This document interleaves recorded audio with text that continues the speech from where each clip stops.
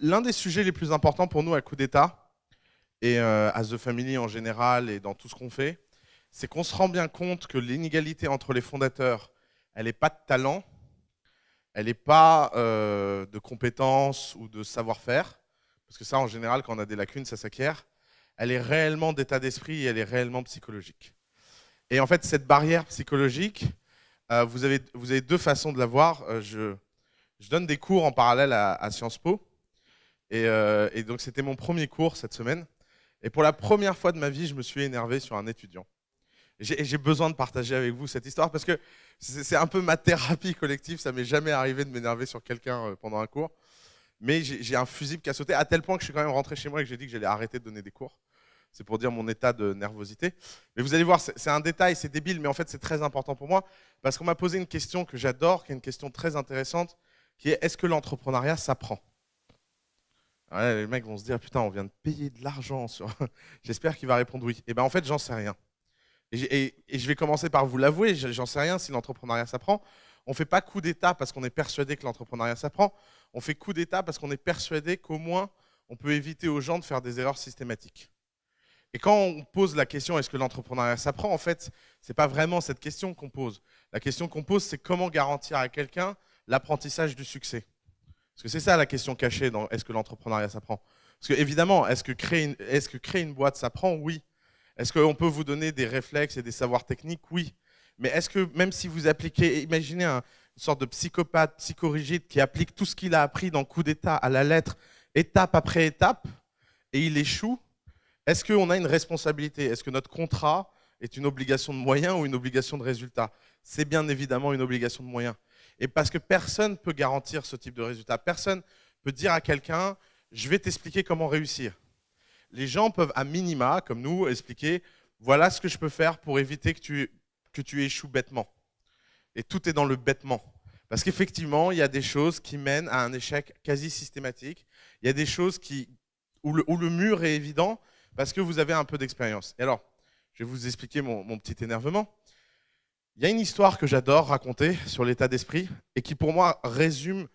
J'arrive à classer les entrepreneurs en deux catégories à chaque fois que je pense à cette histoire. C'est une histoire qu'on m'a racontée sur Mozart et un jeune compositeur. Un jeune compositeur est venu voir Mozart et lui a dit Mozart, parce qu'il était allemand, euh, Mozart, dites-moi comment on fait pour écrire une symphonie? Est-ce que vous avez des conseils à me donner? Et Mozart est très mal à l'aise. Il dit, vous savez, mon cher monsieur, la symphonie est un objet musical très complexe. Vous feriez mieux de commencer par une ballade ou une fugue ou un truc assez simple et petit à petit, vous complexifierez et puis un jour, vous aurez une symphonie. On dirait moi qui parle aux startups, quoi.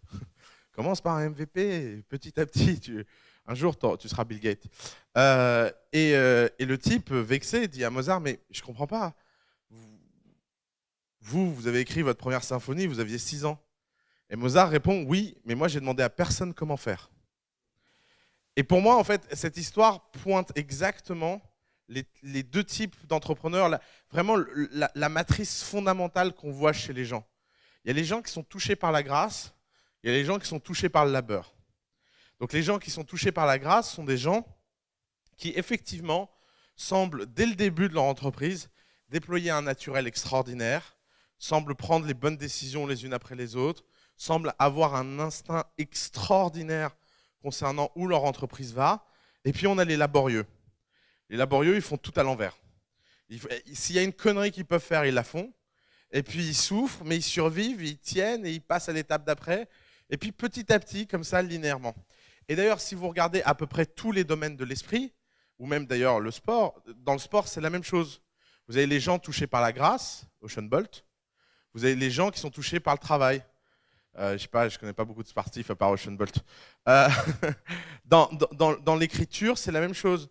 Vous avez les gens touchés par la grâce, vous avez les gens touchés par le labeur. D'ailleurs, l'écriture est un sujet très intéressant.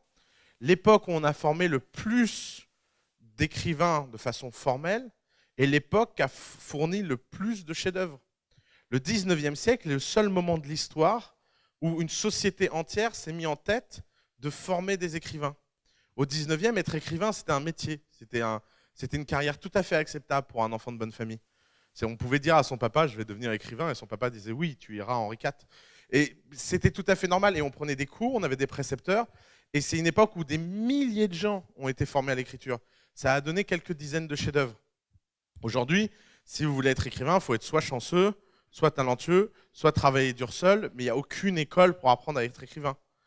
Vous ne pouvez pas aller sur apprendre-à-écrire.com.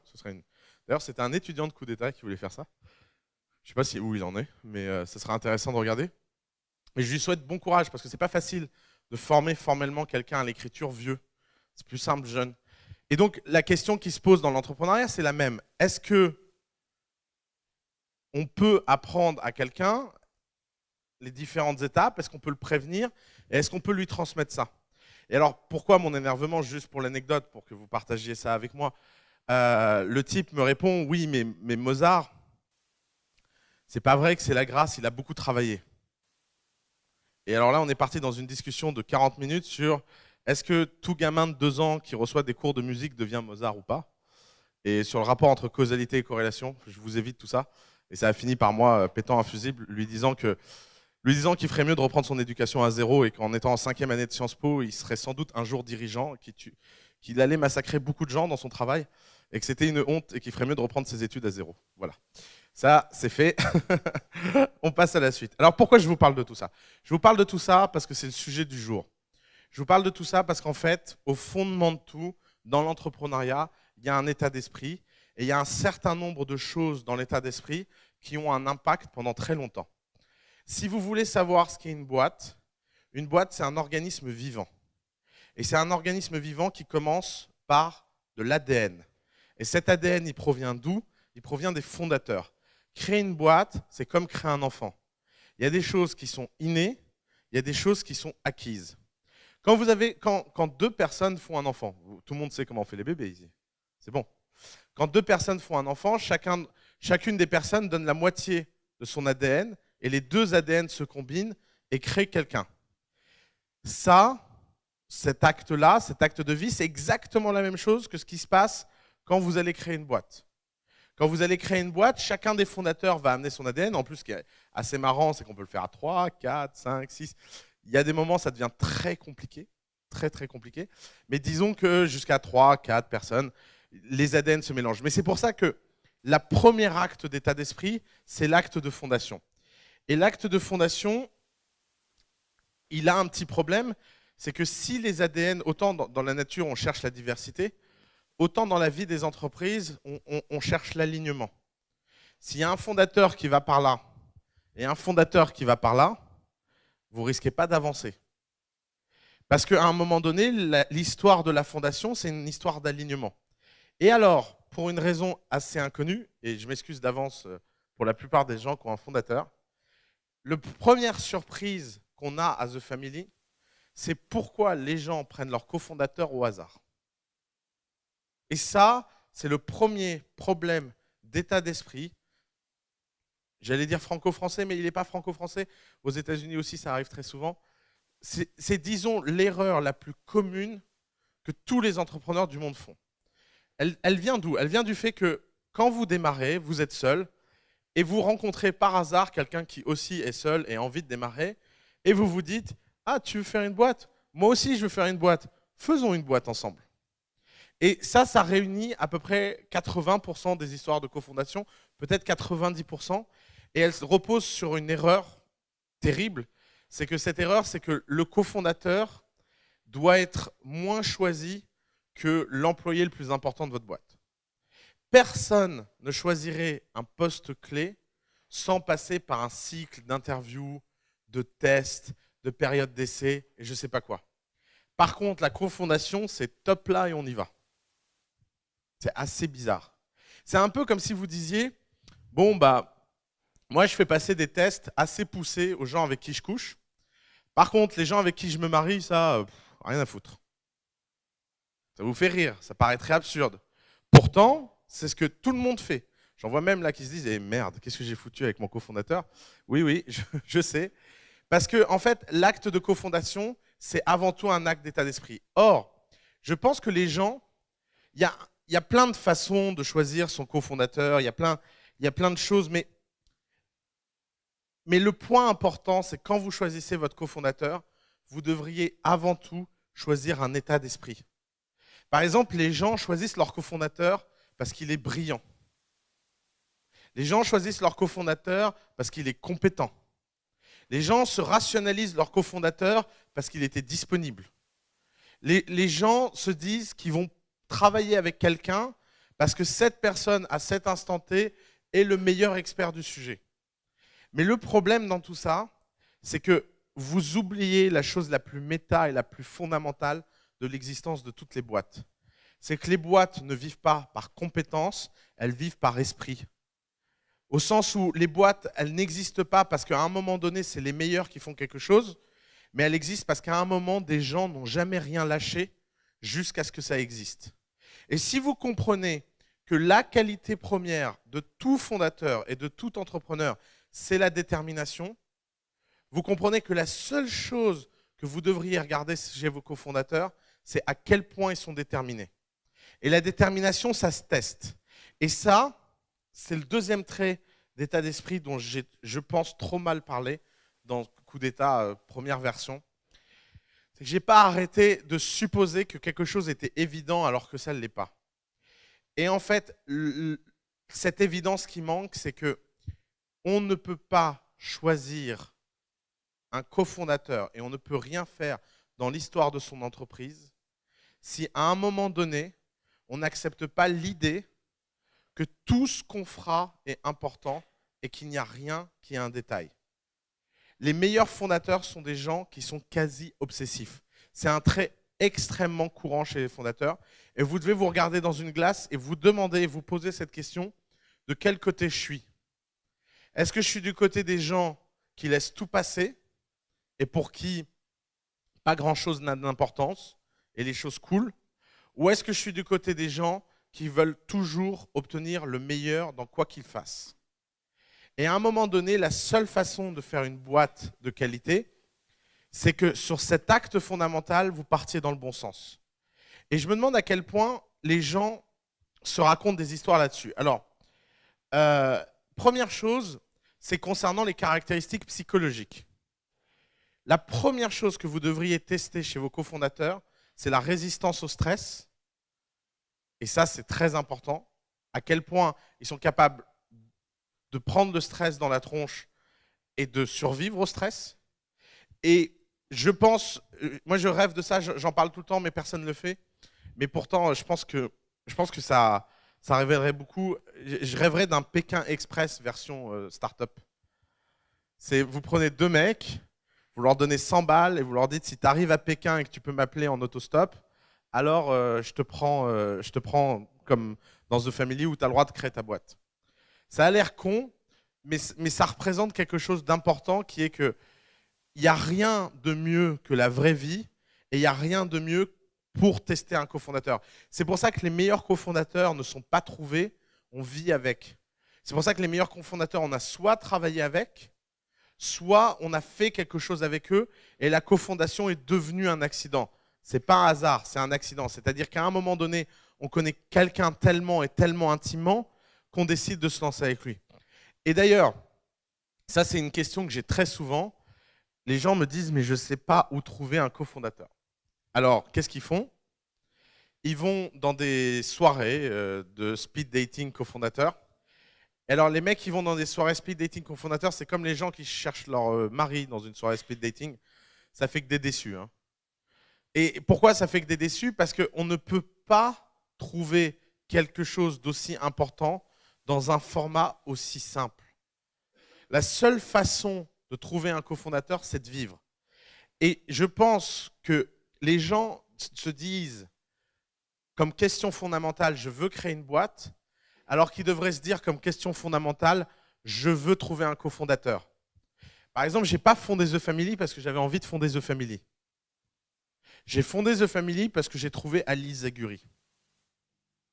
Et ça, c'est extrêmement important. Et Nicolas Collin, c'était un ami depuis 5 ans qu'on a créé The Family. Et ça, c'est ce qui crée le lien entre une équipe et un projet. D'ailleurs, le projet s'est construit beaucoup plus tard que l'équipe.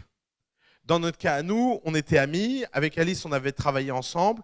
On avait travaillé dans un environnement très intense puisqu'on vivait quasiment ensemble. Pendant 6 mois, quand vous êtes de 8h à 2h du matin tous les jours avec quelqu'un, bah, vous vivez avec, vous partez en vacances avec, vous rencontrez sa famille, et vous avez vu, tout ce que je raconte a l'air d'être une histoire de couple. Et bien c'est exactement ça. Votre cofondateur, c'est votre partenaire de vie, et il est beaucoup plus important que la personne avec qui vous vivez. Je sais qu'à chaque fois que je dis ça, les gens pensent que j'exagère, mais c'est vrai. Vous ne passerez jamais autant de temps avec la personne que vous vivez qu'avec la personne avec qui vous allez créer une boîte.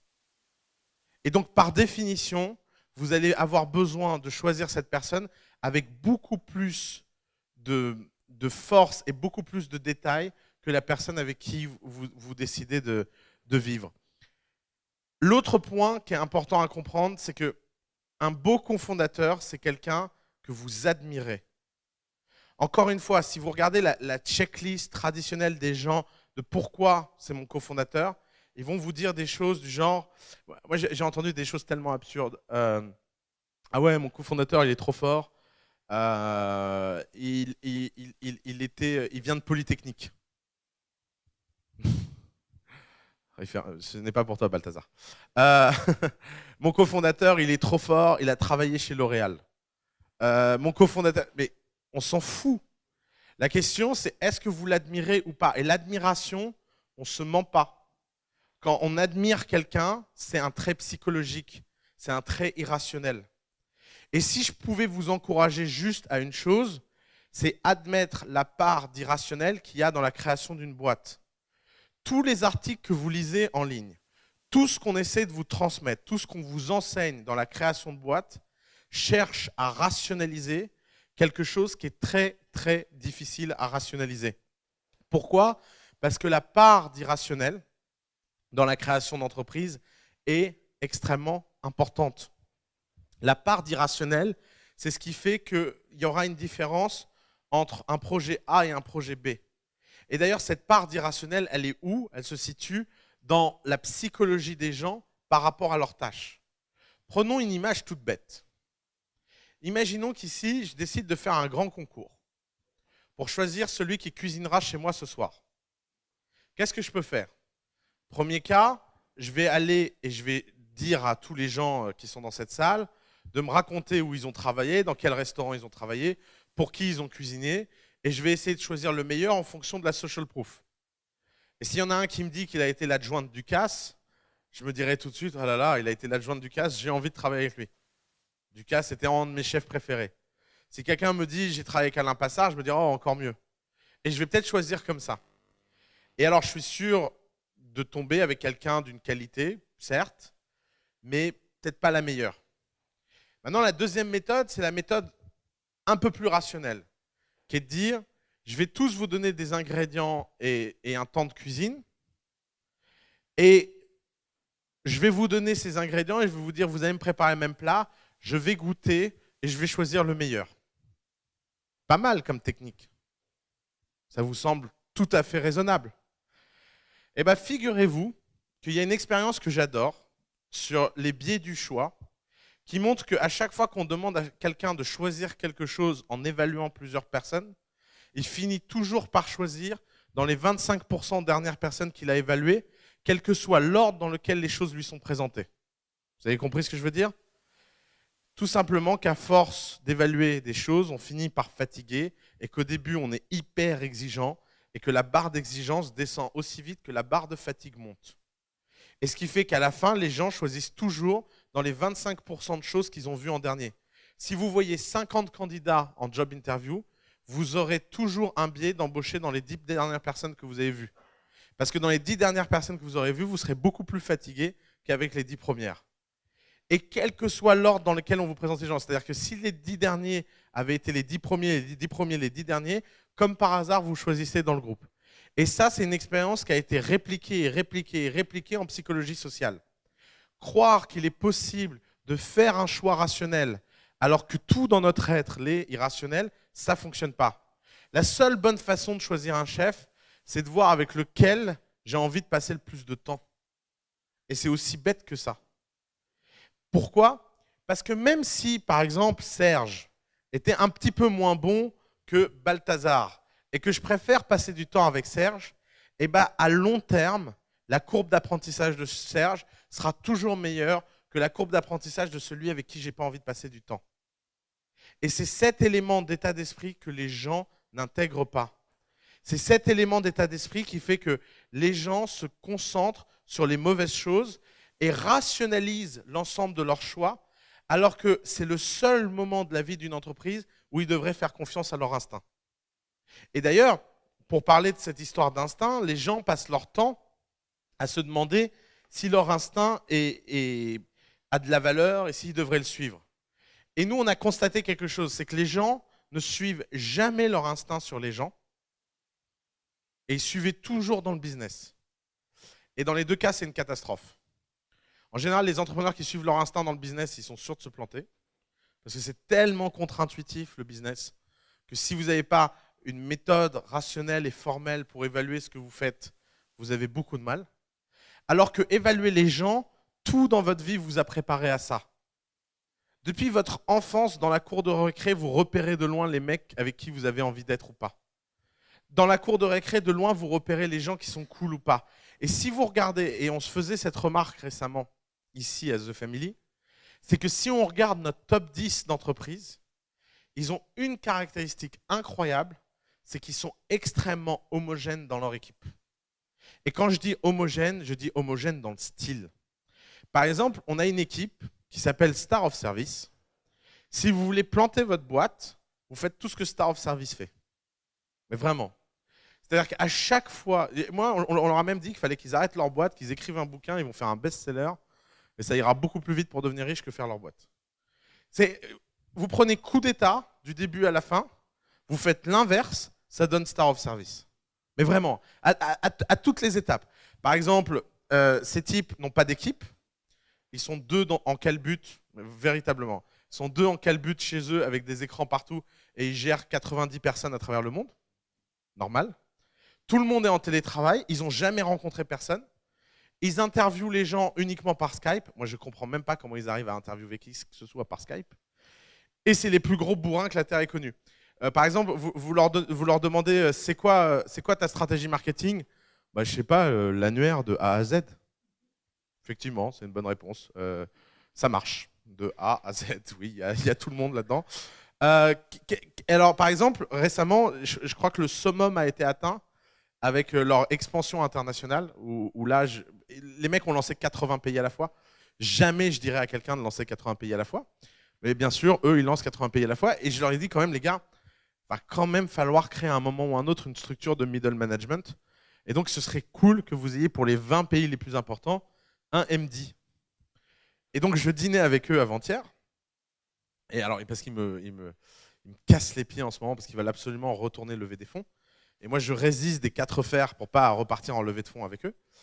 Et je leur ai dit, moi, je pars pas en levée de fonds tant qu'on peut pas dire à un investisseur que pour les 20 pays les plus importants, il y a un dirigeant. Et donc, pendant le dîner, ils me cassent les pieds. C'est nanana, levée de fonds, nanana, levée de fonds, nanana, levée de fonds, nanana, levée de fonds.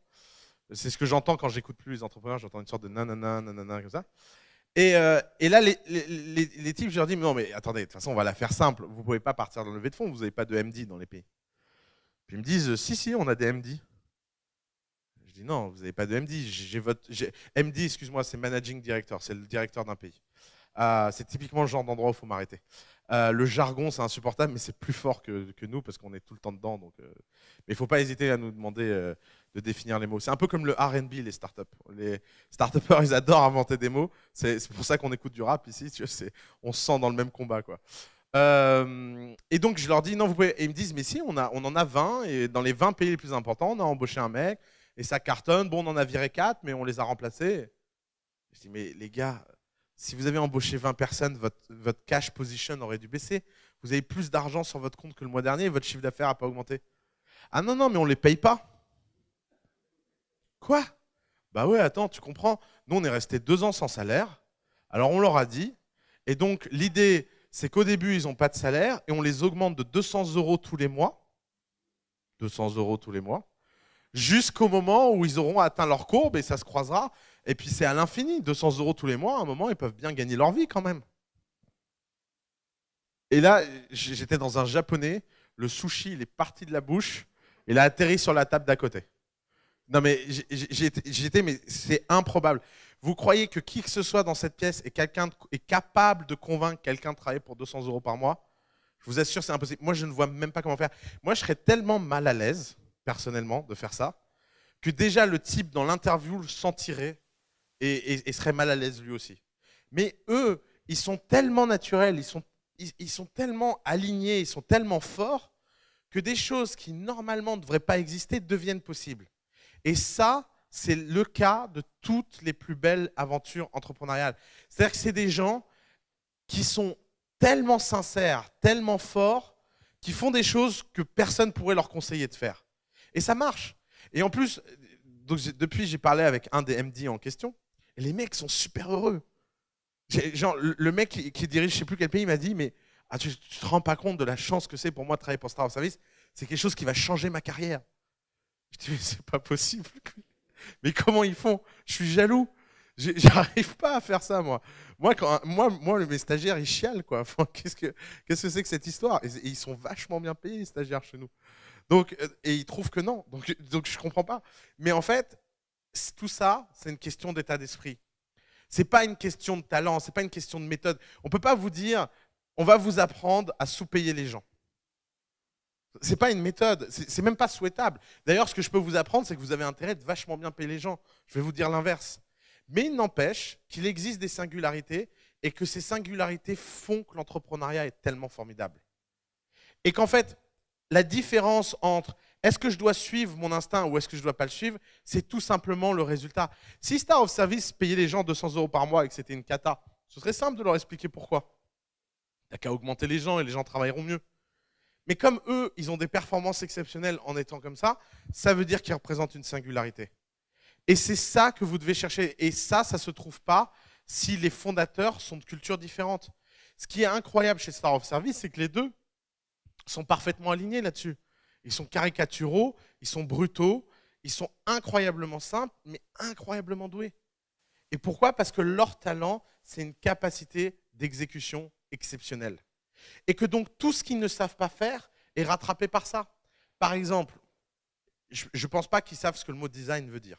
Je pense que c'est en dehors de leur vocabulaire. Alors ils veulent faire un nouveau logo. Qu'est-ce qu'ils font?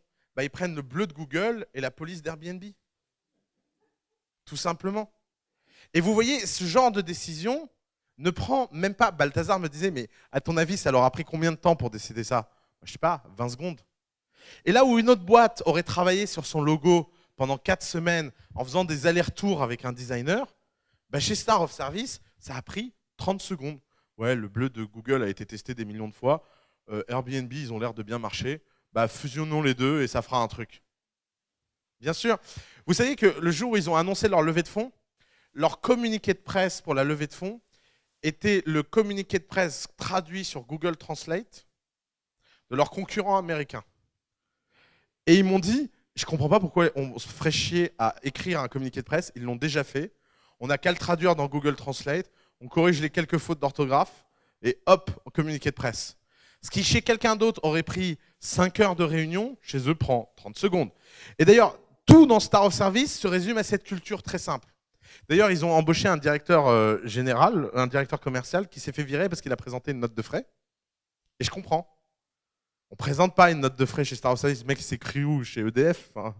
Et les mecs, ils m'ont dit, on a regardé la note de frais pendant 2 heures, on a cru que c'était une blague. On s'est dit, ouais, il y a une caméra cachée et tout. Mais non, on ne fait pas ça chez eux. Pourquoi? Parce que chez eux, il n'y a pas besoin de note de frais. Parce qu'il n'y a rien à dépenser. Et non, on ne prend pas un hôtel, on va dormir chez un pote. Et non, on ne prend pas le train, on vient en blablacar. Et ce genre de mentalité, quand vous l'exécutez dans une boîte, vous faites Star of Service. Imaginez maintenant que ces deux types aient décidé de ne pas faire Star of Service, mais faire SpaceX. Tout ce qui est leur qualité devienne la raison pour laquelle ils vont échouer. Et en fait, ça va être psycho-merguez pendant 3 secondes. Je pense que les psychologues devraient créer une spécialité entrepreneuriale, devraient regarder les gens dans les yeux et leur dire quel type d'entrepreneur es-tu, et de faire une sorte de grande classification des boîtes et te dire tu devrais aller faire une boîte à la Star of Service, une boîte à la Save My Smartphone, une boîte à la Made in Pharmacy, une boîte à la Toc Toc Toc, etc. Parce que la réussite dans l'entrepreneuriat, ce n'est pas une question de compétences, c'est une question d'état d'esprit au tout début. Parce que toutes les compétences que vous n'avez pas, vous pouvez les acquérir. Alors que l'état d'esprit, ça ne se change pas. Ou du moins, c'est ma théorie. Il paraît qu'il y a des gens qui savent changer l'état d'esprit des gens. Moi, je ne sais pas faire. L'autre point avec un cofondateur, et c'est un point qui, moi, me dépasse tout le temps, on a un jeu dans The Family. Vous allez nous prendre pour des gens affreux, mais je rentre dans une réunion avec une équipe et je les fais abandonner. Et on chronomètre combien de temps je mets pour les faire abandonner. Et alors j'ai des records assez stylés, 1 minute 30, et bam, 4 ans par la fenêtre. Et en fait, je vais vous expliquer pourquoi on fait ça. Parce que tout simplement, il y a des gens qui se mentent énormément à eux-mêmes. Et c'est aussi notre rôle de les réaligner. Mais pourquoi c'est possible? Pourquoi quelqu'un comme moi, en 1 minute 30, peut faire abandonner une équipe qui travaille depuis 2 ans, 3 ans sur un projet? Et ben, j'ai remarqué qu'il y avait toujours 3 points d'inflexion qui étaient toujours les mêmes chez les gens qui abandonnent. Le premier point d'inflexion, c'était le manque de confiance entre cofondateurs. Alors ça, moi, c'est un truc qui me dépasse. Il y a des gens qui créent des boîtes avec des gens et ils ne leur font pas confiance. Alors ça, si vous êtes dans ce genre de cas, vous faites une chose et une chose simple, vous arrêtez tout de suite et vous partez. Si vous n'êtes pas capable de confier votre carte bleue, votre compte en banque et toute votre vie à votre cofondateur et de dormir tranquille, c'est que ce n'est pas votre cofondateur. Si vous n'êtes pas capable de lui confier une énorme somme en cash et lui dire garde-la pendant 6 mois et n'y touche pas, et que vous ne dormez pas tranquille, ce n'est pas votre cofondateur. Et start-up et mafia, même combat. Si vous regardez le film Godfather, il y a une scène qui m'a vachement marqué, il dit on ne recrute pas les gens parce qu'ils sont forts ou violents, ou etc. On les recrute parce qu'on peut leur faire confiance. Et c'est exactement la même chose dans une start-up. Votre cofondateur doit être quelqu'un d'interchangeable avec vous. Et alors, ça c'est un truc qui, moi, je n'arrive pas à expliquer pourquoi des gens iraient s'associer avec des gens qui ne font pas confiance, mais c'est extrêmement courant. Et ça s'exprime dans quoi? Ça s'exprime, il y a un indice tout bête, c'est que les types, quoi qu'ils fassent, ils sont toujours 2. Bah oui, parce que inconsciemment, qu'est-ce qui se passe? Ils se disent, ah ben non, je ne vais pas le laisser aller seul au rendez-vous, il pourrait le foirer. Ah ben non, je ne vais pas le laisser aller seul à ça, c'est trop important. Ah ben non, si on négocie avec des investisseurs, je veux être aussi là pour être sûr que mes droits à moi aussi sont protégés, etc., etc. Par exemple, dans The Family, la règle entre partenaires, c'est qu'il y a toujours un partenaire responsable pour quoi qu'on fasse et les autres lui font confiance. Quand par exemple on lève des fonds, personne ne parle aux investisseurs à part moi. Jamais Alice ou Nicolas se sont dit mais si ça se trouve, Oussama il est en train de nous enfiler avec les investisseurs. S'ils avaient le moindre doute que ce soit possible, ça ne serait plus mes associés. Parce que le fondement même d'une start-up et le fait que ça la rend indestructible, c'est la confiance. Pourquoi? Parce que la confiance, c'est ce qui viendra grignoter petit à petit l'énergie de votre start-up. Et si vous rompez ce cercle sacré de confiance, vous allez laisser rentrer plein de choses. D'abord, vous allez laisser rentrer les employés qui font de la politique. Ça, c'est un truc très classique. Vous avez forcément des gens ambitieux qui vont venir bosser pour vous. Les gens ambitieux, ils veulent forcément monter. La seule façon de monter, c'est à un moment ou un autre de remplacer un fondateur. Le seul moyen de remplacer un fondateur, c'est de couper la confiance entre les fondateurs. Et ça, c'est imaginez un couple où on décide de passer de 2 à 3 et qu'on garde le même équilibre. Évidemment que c'est très dur. Je ne sais pas si ça existe. Mais autant ça nous paraîtrait absurde dans une histoire de couple, autant c'est exactement ce qui se passe dans une histoire d'entreprise. Et ça, la seule façon de remettre les gens à leur place, c'est qu'ils se prennent un mur dans la tête. Et un mur de confiance. Et vous imaginez pas à quel point c'est quelque chose d'important. Donc le premier test sur ce cofondateur, encore une fois, c'est une histoire de confiance. La deuxième caractéristique que je vois très souvent chez les équipes, c'est qu'elles font quelque chose, non pas parce qu'elles ont envie de le faire, mais parce que c'est la bonne chose à faire. Par exemple, je ne sais pas, nous on avait une boîte qui faisait une app pour permettre aux gens de gérer leur mot de passe. D'accord? Ça c'est typique. Pourquoi vous faites cette boîte? Ah, parce qu'on a vu que One Password marchait bien. Ok? Et alors pourquoi vous trouvez que One Password marche bien? Parce que ça a été téléchargé plein de fois. Ok? Alors pourquoi vous l'avez fait? Bah parce que ça a été téléchargé plein de fois. Mais sinon, vous kiffez la vie? Ah, qu'est-ce que c'est chiant. Ah non, nous, le rêve de notre vie, on fait ça parce qu'un jour, on fera une boîte qui ira dans les étoiles. Mais pourquoi vous ne la faites pas tout de suite, votre boîte? Bah parce qu'en école de commerce, on nous a dit qu'il fallait d'abord réussir une boîte simple et après, on faisait une boîte compliquée. Ah ouais, et le mec en école de commerce qui t'a dit ça, il a déjà créé une boîte? Bah non. Ok, bon, on arrête là. Et en fait, c'est aussi bête que ça. Vous ne pouvez pas remettre à plus tard ce que vous avez envie de faire aujourd'hui. Vous ne pouvez pas. Vous devez tous les jours être drivé par ce que vous avez le plus envie de faire. Et d'ailleurs, c'est un point important parce que les gens vont me dire, mais oui, mais peut-être que ce que j'ai envie de faire n'est pas une bonne opportunité business. Et bien dans ce cas-là, c'est tout simplement que vous n'êtes pas fait pour être entrepreneur. Parce que le premier test à être entrepreneur, ce n'est pas la capacité à être entrepreneur, c'est la capacité à avoir un projet de vie qui est aligné avec l'existence d'un marché. Et c'est très dur ce que je viens de dire. Ce que je viens de dire, c'est que 80% des gens qui sont entrepreneurs feraient mieux de ne pas l'être.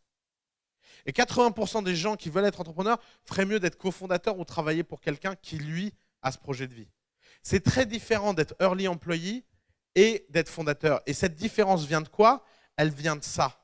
Elle vient de cet alignement, elle vient de cette passion. Vous pouvez très bien séparer vie professionnelle et vie personnelle lorsque vous êtes un employé. Personne ne s'attendrait, même avec les premiers employés, que la vie personnelle fusionne avec la vie professionnelle. Ça, cette distinction, elle n'existe pas à partir du moment où vous êtes fondateur. Quand vous êtes fondateur, votre vie personnelle devient votre vie professionnelle et votre vie professionnelle est votre vie personnelle. Et ça, pourquoi c'est important? Parce que c'est ce qui distingue quelqu'un qui veut vivre une aventure entrepreneuriale de quelqu'un qui est entrepreneur. Et d'ailleurs, vous devriez tous y réfléchir. Énormément de gens créent leur boîte pour vivre une aventure entrepreneuriale, alors que la façon la plus simple de vivre une aventure entrepreneuriale, c'est de rejoindre une start-up qui a levé des fonds. Vous vous enlevez toutes les emmerdes, vous vous enlevez tout ce qui fait chier tout le monde, et vous démarrez avec le meilleur, construire une boîte. Et être premier employé d'une boîte qui a levé des fonds, ou être fondateur, en termes d'excitation, d'opportunités de travail, etc., aucune différence. La seule différence, c'est une différence d'ego. C'est que tout le monde connaîtra le fondateur et personne ne vous connaîtra vous. Et ce deal-là, vous devez être confortable avec, à condition que vous comprenez tout simplement que c'est son projet de vie à lui et que vous êtes simplement un rouage au service de ce projet de vie. Mais si c'est une question d'argent, ou si c'est une question d'excitation, ou si c'est une question de faire des choses et de construire des choses, être fondateur, ce n'est pas forcément le meilleur chemin pour ça. Le meilleur chemin peut être ailleurs. Et alors, le troisième point que je vois tout le temps dans ces équipes qui abandonnent, c'est que très souvent, les gens ont construit quelque chose qui n'a pas marché, ont perdu la motivation et veulent tout simplement pas se regarder dans un miroir et se dire « ça ne marche pas ». Pourquoi? Parce qu'ils savent qu'à partir du moment où ils se diront « ça ne marche pas », ils arrêteront. Et donc, ils repoussent le plus loin possible cette phrase « ça ne marche pas ». Et ça, c'est la troisième catégorie de boîte à faire arrêter. C'est quand vous avez fait tout ce qu'il fallait, vous avez poussé tout ce qu'il fallait, mais juste ça ne fonctionne pas. Et là, c'est un point très important en termes d'état d'esprit. Je pense que l'une des choses qu'on médite, qui m'a le plus bouleversé dans la Silicon Valley, c'est qu'on m'a dit, à un moment, Oussama, il faut que tu comprennes que faire une entreprise, c'est écrire un arbre de choix, et qu'à chaque fois que tu feras un choix décisif, il faut que le deuxième choix possible soit la mort de ton entreprise. Et si tu n'es pas dans cet arbre-là, ça veut dire que tes décisions ne sont pas assez bold, ne sont pas assez audacieuses. Ça veut dire que tes décisions ne sont pas les bonnes, ça veut dire que tu as simplement fait quelque chose pour préserver la vie plutôt que préserver la croissance. Parce que la croissance, c'est quelque chose qui fait mal. C'est facile de passer de 0 à 10 000 euros de chiffre d'affaires par mois. C'est un peu plus dur de passer de 10 000 à 100 000. C'est beaucoup plus dur de passer de 100 000 à 1 million. C'est très, très dur de passer d'1 million à 10 millions. C'est extrêmement rare de passer de 10 à 100. Et de 100 à 1 milliard, ça n'existe pratiquement pas. Mais à aucun moment, ce genre de passage ne se fait autrement que dans la douleur et dans le risque. Et le problème, c'est que des entrepreneurs qui ont raté la première coche et qui en fait sont tout simplement dans une sorte de limbe permanente et perdue, plutôt que de regarder en face et de se dire bah, ça ne marche pas et c'est la majorité des projets qui ne fonctionnent pas, et je devrais faire autre chose et je devrais partir ailleurs et je devrais peut-être recommencer à zéro, préfèrent se raconter une histoire que tout simplement ils ne l'ont pas poussé assez longtemps. Et ça, il y a un moment, il y a des gens extérieurs qui peuvent être un waking call et qui peuvent vous dire écoutez les gars, ça ne marche pas. Écoutez les gars, il faut arrêter les conneries, il faut faire autre chose. Et ça, c'est un point en fait qui est sans doute le plus dur en termes d'état d'esprit, qui est que vous devez admettre l'idée qu'il est fort probable que votre entreprise ait déjà fait faillite. Et vous devez vivre confortable avec cette idée le plus tôt possible. Et vous ne devez surtout pas essayer d'optimiser pour survivre, mais vous devez optimiser pour vivre dans l'opulence. Parce qu'il y a une grande différence entre survivre et vivre dans l'opulence. Tu t'en sors ? Ouais. Alors, oui. Pendant 35 mois, et ils ont fini par comprendre quoi faire pendant 3 mois. Et c'est ça l'histoire de toutes les boîtes. C'est le fameux pivot. Alors, je ne supporte pas ce mot de pivot, parce que, comme d'hab, en France, on a traduit les mots dans leur version la plus soft. Donc, quand on dit à un type, il faut pivoter, il vous dit, ouais, ben, je faisais un réseau social pour chiens, alors ça ne marchait pas, et donc j'ai décidé de l'ouvrir aussi aux chats. Et j'ai pivoté. Alors que la bonne histoire devrait être, j'ai fait un réseau social pour chiens avec telle version, ça ne fonctionnait pas, et donc j'ai décidé de me spécialiser que dans les bulldogs, et depuis j'ai de la croissance. Ça c'est un pivot. Mais un pivot, ça suppose forcément une page blanche, et ça, on ne vous le dit pas. Or, ce que tu ne vois pas dans toutes ces boîtes, c'est à quel point elles sont reparties de zéro un certain nombre de fois. Et ce partir de zéro, il fait très mal, il est très rare, et pourtant, c'est la seule façon de réussir. Je vous le dis, hein, aucune boîte ne met du temps à avoir de la traction. Aucune. La traction, c'est immédiat ou c'est jamais. Par contre, il y a énormément de boîtes qui d'abord peuvent mettre longtemps à avoir de la traction parce que c'était une petite traction et ça devient une grande traction, ça c'est sûr. Mais en général, ça se repère simplement par de la croissance continue. Mais en général, dès que tu commences à avoir de la croissance continue, elle est ininterrompue. Et la deuxième chose, c'est que la plupart du temps, les gens qui se demandent si leur boîte a assez de succès ou pas, c'est qu'en fait, ils ont un doute sur le succès réel de leur boîte. Et une de mes citations préférées, c'est « Success is obvious ». À chaque fois que je l'ai dit à un entrepreneur ou à quelqu'un à coup d'état, il ne l'a pas compris. Et c'est l'une des phrases où je reçois le plus d'emails de gens 1 an, 2 ans, 3 ans, 4 ans après, qui me disent « Putain ». Je repense très souvent à cette phrase depuis 3 mois ou depuis 6 mois, parce que j'ai vu la différence de goût. Et c'est un peu comme manger quelque chose de très bon. Tu peux manger des pizzas, tu peux trouver ça bon, et un jour, tu manges la meilleure pizza dans le monde. Et la sensation que tu as, c'est une sorte d'évidence de « Ah, mais en fait, une pizza, ça devrait être ça ». Et ensuite, tu ne peux plus jamais manger les autres pizzas. Et bien, être fondateur, c'est la même chose. Au début, tu manges de la cuisine de très mauvaise qualité et tu te racontes comme histoire qu'en fait, c'est de la bonne cuisine. Puis un jour, tu as peut-être la chance de passer de l'autre côté de la barre et d'avoir de la vraie croissance. Et ce jour-là, tu as quelque chose qui se passe. Mais ce qui est sûr, c'est que tu n'as que 2 choix quand ça ne décolle pas. Soit tu recommences de zéro, et vraiment de zéro, soit tu abandonnes et tu décides de faire autre chose. Quel est le bon moment pour abandonner? C'était ça la question? Non. Non. Quel est le bon moment pour abandonner? C'est tout simplement le moment où psychologiquement tu n'en peux plus. Je pense que la limite à l'acte entrepreneurial, c'est la même qu'à l'acte artistique. C'est qu'il y a un moment, les gens craquent et ça ne sert à rien de craquer plus que raisonnable en fait. Et il y a des gens, et alors de ce point de vue-là, il y a des gens qui peuvent tenir très longtemps à recommencer de zéro. Les mecs d'Airbnb sont un bon cas de ça. Ils ont fait je ne sais pas combien de versions de leur site, je ne sais pas combien de stratégies, je ne sais pas combien de clés, de portes, et ils ont fini par réussir. Mais ils ont un moral hors norme. Mais ils sont intenses, hein, les mecs de Airbnb. L'histoire qu'on ne vous raconte pas, c'est par exemple Brian Chesky, à chaque fois qu'il embauche quelqu'un, il lui pose toujours la même question en le regardant droit dans les yeux. Si c'était ta dernière année à vivre, est-ce que tu travaillerais quand même pour moi? Et si la moindre personne hésite en répondant, il ne le prend pas. On parle de ce genre d'intensité-là, ça ne s'invente pas, ce genre d'intensité.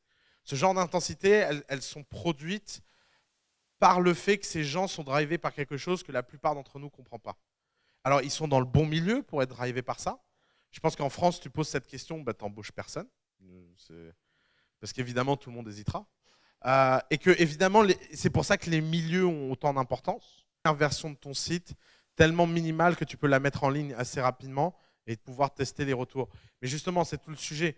Tu ne peux pas savoir si ton projet fonctionne ou pas tant qu'il n'est pas sur le marché. C'est pour ça que l'un des conseils, c'est d'aller sur le marché le plus vite possible. Mais une fois que tu es sur le marché et que tu te rends compte que ça ne fonctionne pas, tu devrais tout jeter. Or, ce que les gens font, c'est pas qu'ils jettent ni leur idée ni leur MVP, ils vont tweaker leur MVP en espérant que ça finira par marcher. Mais en fait, par exemple, les gens qui peignent, je me suis rendu compte de ça en parlant avec les mecs de Mindy, parce que les mecs de Mindy m'ont fait remarquer que les gens qui avaient un entraînement formel à la peinture connaissaient ça très bien. Et je vais vous expliquer pourquoi c'est assez simple à comprendre. C'est parce que la peinture, c'est un geste. Et la peinture, ça ne se corrige pas. Si vous voulez faire un chef-d'œuvre, il faut que chacun des gestes du début à la fin du tableau soient des gestes de chef-d'œuvre. Et c'est pour ça que les gens qui peignent comprennent très bien ce réflexe de la page blanche. On peut pas faire une Joconde, pas être content, effacer son sourire et repeindre par-dessus. Ça fait des croûtes, c'est dégueulasse, c'est pas possible. Et d'où le fait que les peintres utilisent des croquis. Et en fait, comment on fait pour faire un tableau ? On fait un croquis, on fait un deuxième croquis, on fait un troisième croquis, on fait un quatrième croquis. Ensuite, on le fait à taille réelle. On recommence et on recommence. Et à un moment, on a le geste, on le peint une première fois, on jette, on le peint une deuxième fois, on jette, on peint une troisième fois, on le jette. Et à un moment, on finit par être content par ce qu'on a fait. Et en fait, c'est exactement la même chose dans une startup. D'ailleurs, un autre domaine où on comprend ça très bien, c'est la musique. En musique, si vous voulez apprendre à jouer un morceau, vous devez recommencer et recommencer, vous recommencez à zéro. Personne ne se dirait « Ah ben j'ai raté la dernière note, je vais juste revenir en arrière sur la dernière note. » Ça paraîtrait complètement con. Et ben c'est exactement ce que les entrepreneurs font. Les entrepreneurs, ils jouent le morceau, bam, il y a une fausse note, ah ça tourne mal, ils disent « Bon, ben, je vais revenir 3 temps en arrière, puis je vais recommencer là. » Et ça ne fonctionne pas comme ça. D'ailleurs, moi, pour être honnête, j'ai appris ça le jour où on m'a raconté l'histoire de l'iPhone, où je me suis dit que quand même, il y avait des gens qui étaient quand même des entrepreneurs d'exception. Steve Jobs n'était pas content avec la première version de l'iPhone, mais vraiment pas content. Et le problème, quand vous êtes un dirigeant d'entreprise et que vous n'êtes pas content et qu'il y a 3 personnes dans la pièce, vous pouvez faire passer le sentiment que vous n'êtes pas content. Quand vous n'êtes pas content d'une équipe de 1000 personnes, même quand vous êtes Steve Jobs, vous n'y arrivez pas à faire passer que vous n'êtes pas content. Parce qu'en fait, l'organisation entière va résister à votre appel au changement. Et va résister avec une force et une violence que même si vous êtes Steve Jobs, même si vous tapez du pied sur la table, même si vous faites un caca nerveux, les mecs disent « Ouais, mais t'es mignon, mais le truc sort dans 6 mois, qu'est-ce que tu veux qu'on fasse ?» Et 6 mois et 1 jour avant la sortie de l'iPhone, 6 mois et 1 jour avant la sortie de l'iPhone, il est arrivé dans les bureaux, il s'est connecté au serveur central et il a tout effacé. Tout. Les dessins, les plans, les logiciels, tout. Et il a pris tout le monde dans une pièce et il leur a dit « Les gars, il n'y a plus rien, on s'est fait pirater, je ne comprends pas ce qui s'est passé, il faut tout reprendre à zéro. Et en plus, comme on a annoncé qu'on lançait, il faut quand même lancer dans 6 mois. » Et d'ailleurs, dans sa keynote, si vous réécoutez la keynote de l'iPhone, du premier iPhone, vous verrez qu'il présente formellement ses excuses aux familles des employés pour les 6 derniers mois très spéciaux qu'ils viennent de vivre. Et dans la biographie de Steve Jobs raconte ce qu'il a fait et avoue ce qu'il a fait. Et ça m'a marqué. Et je me suis dit, je comprends exactement pourquoi il a fait ça. Parce que la seule façon de faire quelque chose de nouveau, c'est de repartir de zéro. Les gens n'imaginent pas à quel point leur psychologie est leur plus grand ennemi. Et la psychologie, c'est quelque chose que vous pouvez mettre sous contrainte. Vous pouvez vous mettre... D'ailleurs, c'est connu depuis les Grecs. Vous connaissez Ulysse et les sirènes. Ulysse veut écouter les sirènes. Donc, qu'est-ce qu'il fait? Il s'attache au mât du bateau. Et comme ça, même s'il écoute les sirènes, il ne peut pas les rejoindre parce que physiquement, c'est impossible. Et c'est ce qu'en psychologie, on appelle une faiblesse de volonté. C'est-à-dire de se mettre dans une faiblesse de volonté, c'est que vous le vouliez ou non, c'est plus fort que vous allez prendre quelque chose. Si vous prenez de l'héroïne une fois, c'est très peu probable que vous n'en preniez pas une deuxième fois. Et puis c'est très peu probable que vous finissiez pas en junkie défoncé. Et pour sortir de ce cycle-là, psychologiquement, ça coûte très cher en fait. Alors que dans votre startup, c'est différent. Je te prends dans une seconde. Dans votre startup, c'est différent. Vous pouvez repartir de zéro, vous pouvez écrire une page blanche et vous n'avez aucun problème avec ça. Il faut juste avoir le courage de tout effacer. J'ai jamais vu quelqu'un lire le bouquin d'Eric Ries et faire une bonne boîte. Jamais. Point. Pourquoi tous les gens qui lisent Lean Startup font des boîtes de merde? Pour exactement la même raison. C'est parce qu'ils n'ont pas compris d'où ça vient. D'abord, Eric Ries, il n'a rien inventé. Le Lean, c'est Toyota. Et il faut être japonais pour comprendre ce que ça veut dire le Lean. Si vous voulez comprendre le Lean, lisez pas Lean Startup, regardez Jiro Dream of Sushi. Vraiment. Si vous voulez, mais si, c'est le Lean, Jiro Dream of Sushi. C'est le fait qu'on va faire des petits gestes et les recommencer tous les jours dans un cycle permanent jusqu'à atteindre la perfection. Et l'idée importante dans Lean, d'ailleurs, elle est sur la couverture, c'est un cercle. Or, comment tout le monde l'a pris dans le monde, et j'en ai parlé souvent avec lui, et je peux te dire qu'il en souffre personnellement, c'est que tout le monde prend son putain de bouquin comme une checklist. Et tout le monde te dit, grand 1, je parle au client, donc je vais parler à 10 personnes. Bonjour Paul, bonjour Jack, est-ce que tu aimes mon produit? Puis évidemment, Paul et Jack, ils en ont rien à foutre. Oui, c'est très bien, Oussama. Bravo, tu as raison de faire une start-up. Tu m'étonnes, tu ne trouveras jamais de boulot. Ok, alors, client trouvé. On dirait oui, fais une start-up, quoi. Puis ensuite, c'est bon, maintenant que les clients m'ont dit que c'était une bonne idée, je vais faire mon MVP. Alors, mon MVP, c'est quoi? Donc, je vais surtout retenir minimum, parce que viable, ça coûte cher. Donc, on va faire minimum. Donc, minimum viable product, minimum product. Voilà la voiture. Alors, bon, elle n'a pas de roue, parce que ça coûtait cher. Elle n'a pas de porte, parce qu'on ne sait pas les fabriquer, mais il suffit d'embaucher un ingénieur en porte, il les fera, c'est facile. Ah oui, il n'y a pas de moteur non plus, elle ne roule pas. Mais tu comprends le concept, tu montes dedans et ça fait vroom vroom. Et qu'est-ce qu'ils disent les mecs? Ils disent ouais, si ça sort un jour, je te paierai, ouais. Et tout ça, ensuite, 18 mois de chômage plus tard, parce qu'en général, ça dure 18 mois, cette connerie. Les gens arrivent et disent ah, ça a été dur de faire une start-up. Hein. Putain, qu'est-ce qu'on a appris hein, Et puis là, ils écrivent des blog posts et ils vont à la Falcon.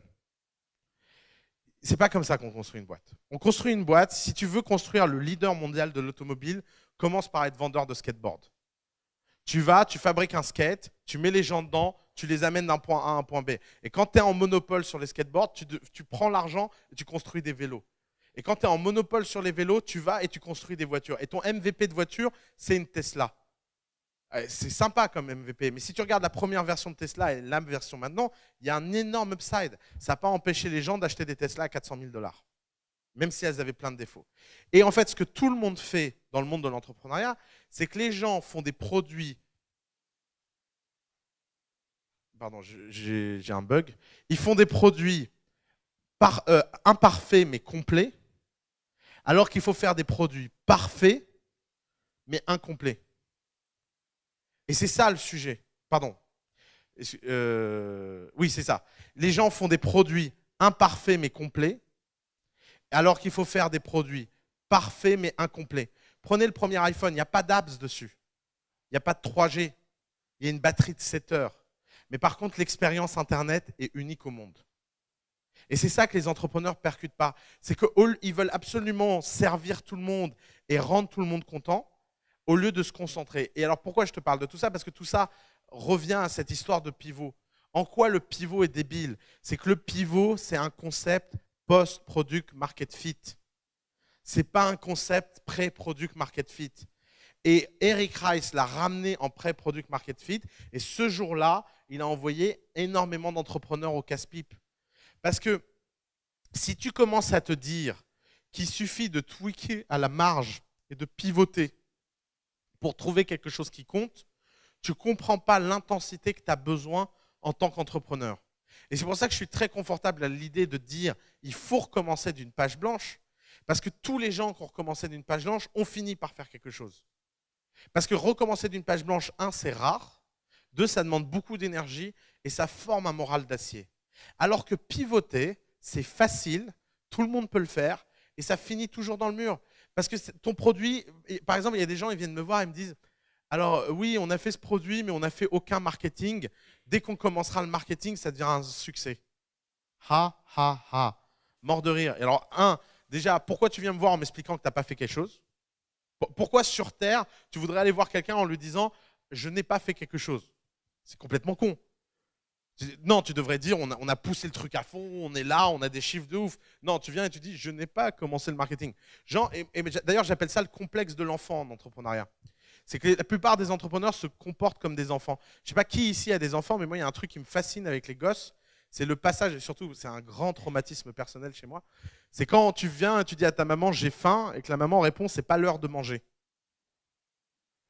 Quoi? C'est quoi cette histoire? Il y a des heures pour manger. Et puis quoi encore? Mais en fait, c'est tout simple, c'est que tu es passé d'un monde où tu étais le centre du monde. C'est exactement le même switch. C'est qu'un enfant passe de « je ne suis pas le centre du monde, il y a des règles qui sont extérieures à moi ». Et c'est exactement la même chose avec un entrepreneur. Regardez comment la plupart des entrepreneurs parlent. C'est toujours la même chose. C'est grand 1, je vais faire mon produit pendant 6 mois. Dans 6 mois, il sort. 3 mois après, je vais lever des fonds. Et ensuite, je vais aller conquérir le monde. Et dans ce plan, à aucun moment, le monde extérieur existe. Alors d'abord, qui te dit que tu seras prêt dans 6 mois? Qui te dit que ton produit, qui que ce soit, en veut? Qui te dit qu'il faudra que 3 mois pour le rendre célèbre? Et qui te dit que dans 9 mois, qui que ce soit voudra te donner de l'argent?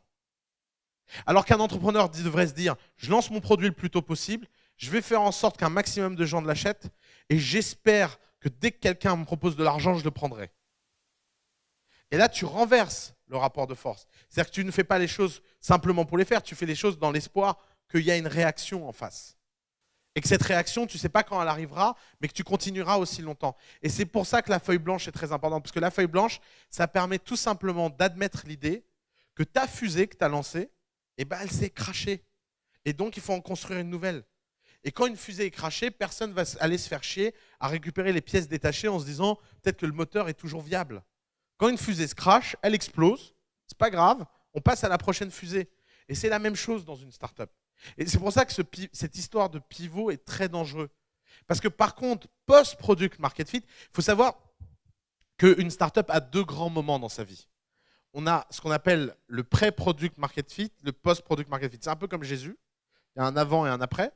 Donc le pré-product market fit, c'est que vous n'avez pas encore trouvé la vérité, vous n'avez pas trouvé la lumière. C'est-à-dire que tout ce que vous faites ne sert à rien, et la seule chose que vous devriez faire, c'est recommencer et recommencer jusqu'à trouver qu'est-ce que vos clients veulent. Et d'ailleurs, on me pose toujours la question de qu'est-ce que c'est le post-product market fit, et je réponds toujours la même chose, c'est le jour où tu es en retard sur ta boîte. Tous les entrepreneurs qui démarrent ont un confort extraordinaire, c'est qu'ils sont en avance par rapport à leur boîte. Qu'est-ce que ça veut dire en avance? C'est qu'ils maîtrisent le calendrier. Ils peuvent vous dire, la semaine prochaine, je fais ça, la semaine prochaine d'après, je fais ça, et tous les jours, ils ont le sentiment du devoir accompli. Ils vont se coucher le soir, et ils se disent, bah, aujourd'hui, j'ai fait mes bonnes tâches, demain, je ferai mieux. Le post-product market fit, c'était en burn-out total. Tu ne comprends rien à ce qui t'arrive, tu n'arrives même pas à répondre à tous tes emails, tu n'arrives même pas à prendre tout ton téléphone, et tu es juste complètement dépassé. Et il ne faut pas grand-chose pour être dépassé. Regardez, si vous receviez 1000 emails par jour, est-ce que vous pourriez les traiter tout seul? Impossible. Pourtant, 1000 clients par jour, si ton marché est de plusieurs centaines de millions de clients, ce n'est pas grand-chose. Mais pourtant, si tu reçois 1000 clients par jour, tu as la garantie que tu es en product market fit. Ok, ce n'est pas gros, c'est que le début, mais déjà, tu ne peux plus le gérer personnellement. Et le product market fit, c'est la rupture entre le personnel au collectif. Le product market fit se définit par si je n'avais pas mon équipe, je ne pourrais pas m'en sortir seul. Et il ne se définit pas par une stat du type j'ai 30% de conversion ou 40% de conversion. Ce n'est pas artificiel le product market fit. Et le pivot, ça sert à quoi? Le pivot, ça sert à passer des paliers. Parce que le gros problème, c'est quand on dit aux entrepreneurs, il y a 2 grandes phases dans la vie de l'entrepreneuriat, le pré-product market fit et le post-product market fit. J'allais dire les connards dans mon genre, les types dans mon genre qui racontent ça, ils essayent de vous transmettre un message. Et comment vous le prenez? Vous le prenez en mode, il y a 2 grandes étapes, et vous le prenez vraiment en mode formel. Alors que le gros problème, c'est que des product market fit, dans l'histoire d'une boîte, il peut y en avoir 10. Parce qu'il y a des paliers de croissance. Prenons l'histoire de Facebook, parce que vous connaissez tous Facebook. Comment on passe du réseau social de Harvard à 1 milliard de personnes se connectent le même jour sur un site internet, en à peine 13 ans? Comment on passe de ça à ça? Ben, on ne passe pas de ça à ça avec une histoire linéaire. il y a eu des grands plateaux dans l'histoire de Facebook. Il y a eu des grands moments où ils ont arrêté de croître. Et à chacun de ces plateaux, ils ont dû faire un pivot. Et évidemment, quand tu es Facebook et que tu as 100 millions d'utilisateurs et que tu veux passer à 500 millions d'utilisateurs, tu ne jettes pas tout par la fenêtre, effectivement. Il ne faut pas être con. Le mec ne va pas se dire « Ah bah mince, on n'a pas réussi à atteindre le milliard d'un coup. Bon bah 100, après tout, c'est quoi 100 millions de personnes ?» Bah on jette. Non, en fait, ce que tu fais, c'est que tu vas commencer à comprendre pourquoi les gens ne viennent pas et tu vas commencer petit à petit à pivoter. Mais le pivot, ça a un sens parce que tu as un actif qui a de la valeur. Alors que si tu n'as pas de product market fit, aucun actif que tu as n'a de la valeur. Rien. Et c'est le gros problème de ce putain de livre d'Eric Ries. C'est qu'à aucun moment, il vous prévient de ça. À aucun moment, il vous dit, il devrait mettre un gros warning en couverture du bouquin en disant « Appliquer cette méthode peut être très dangereuse pour la santé de votre startup ». Parce que ce qu'il a essayé de faire en écrivant ce bouquin, et c'est ce qui se passe chez tous les mecs qui écrivent ce genre de bouquin, c'est qu'ils essaient de transmettre un état d'esprit et ils finissent avec une checklist. Mais je comprends. Moi, je vois bien comment les gens viennent, regardent Coup d'État et viennent me dire qu'ils ont appliqué tous mes conseils et qu'ils ont fait quelque chose. Et je suis là et je me dis, merde. Mais comment j'ai fait pour être si peu clair? Et parce que c'est dur de transmettre quelque chose. C'est pas, je veux dire, Eric Ries a fait un boulot incroyable avec Lean Startup. Déjà, il a encouragé des milliers de gens et des millions de gens à se lancer dans l'entrepreneuriat, ce qui est déjà un grand succès. Mais tu peux pas, à aucun moment, vous pouvez prendre aucune de ces méthodes ou rien de vous entendez, et même ici, comme une vérité. C'est juste que vous devez comprendre le mouvement. Et le mouvement de Lean Startup, c'était de dire arrêtez de dépenser de l'argent en product development et essayez de connecter le plus rapidement avec vos clients. Ça se résumait en une phrase. Mais pour résumer cette putain de phrase, il fallait déployer une méthodologie. Et c'est devenu une checklist. Et c'est là que le drame a commencé. Continuons. Alors, l'état d'esprit, je vous ai expliqué, c'est d'abord, il faut se mettre dans le bon état d'esprit pour trouver le bon cofondateur. Et trouver le bon cofondateur, ce n'est pas une histoire de compétences, ce n'est pas une histoire de technologie, ce n'est pas une histoire de besoin, c'est véritablement une histoire d'amour. Important.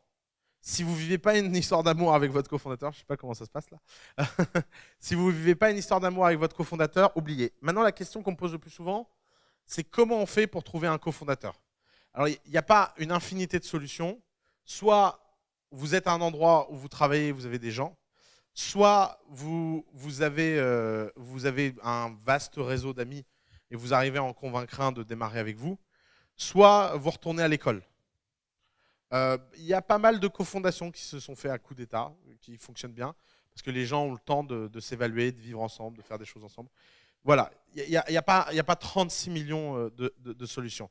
La question, c'est vaut-il mieux démarrer seul que mal accompagné? Alors je vous le dis, c'est très clair, vaut mieux démarrer seul. Et j'ai un peu changé d'opinion là-dessus. J'étais un peu un extrémiste de la cofondation. Il n'y a pas très longtemps. Comment? Ouais, j'étais un gros extrémiste là-dessus. Et en fait, j'ai fini par me rendre compte que ça servait à rien de complexer les gens sur ce sujet-là. En fait, la plupart des gens qui ont du mal à trouver un cofondateur sont des gens qui, de toute façon, sont mal barrés pour être entrepreneurs. Que le problème, c'est pas d'être seul, le problème, c'est de ne pas être capable d'accorder sa confiance. Parce que c'est aussi bête que ça. Les gens qui ont du mal à passer la barre du cofondateur, c'est comme les gens qui ont du mal à s'engager, c'est comme les gens qui ont du mal à faire confiance. C'est juste qu'il y a un problème psychologique profond à régler. Et donc, l'une des meilleures façons de régler ce problème psychologique, c'est de faire une boîte. Pourquoi? Parce qu'en faisant une boîte seule, vous allez voir à quel point c'est dur. Et peut-être que la seconde fois, vous allez le faire avec quelqu'un. Et alors, je vais vous apporter une réponse un peu étonnante, mais c'est ma nouvelle position sur le sujet. C'est qu'après tout, on ne demande pas aux gens à ce que leur premier bouquin soit un Proust.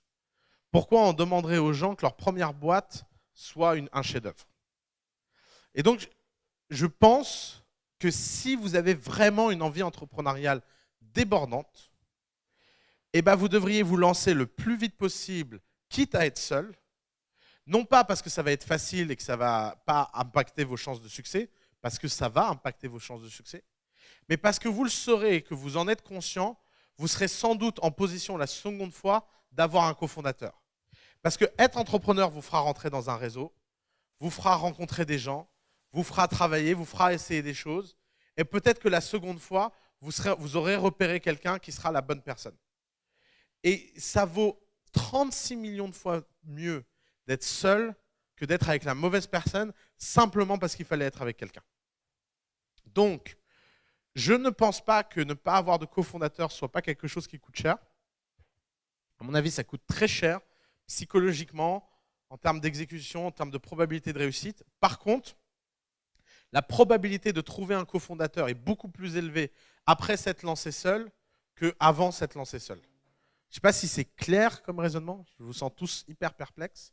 Je pense que la clé, c'est qu'il faut que dans notre industrie, celle des startups, on arrête de voir la création de startups comme un acte unique, mais comme une carrière. Il faut le voir comme une carrière. Et dans une carrière, personne ne se dirait « mon premier poste, c'est PDG de la World Company ». Même le type le plus mégalo du monde ne se dirait pas ça. Eh bien, on n'a qu'à se dire la même chose dans l'entrepreneuriat. On n'a qu'à tous se détendre et se dire la première boîte peut ne pas être parfaite. La seule chose qui compte, c'est qu'elle tende vers être de toujours mieux et qu'il ne faut pas hésiter de passer d'un projet à l'autre. Et c'est là où je pense qu'on a un petit problème. Je l'ai vu moi cette semaine. Il y a une boîte aux US qui cartonne, qui est sortie, dont personne n'a entendu parler. Je me suis dit, je rêverais que ce service existe en France. Je vais vous le raconter, c'est tout bête, j'étais halluciné.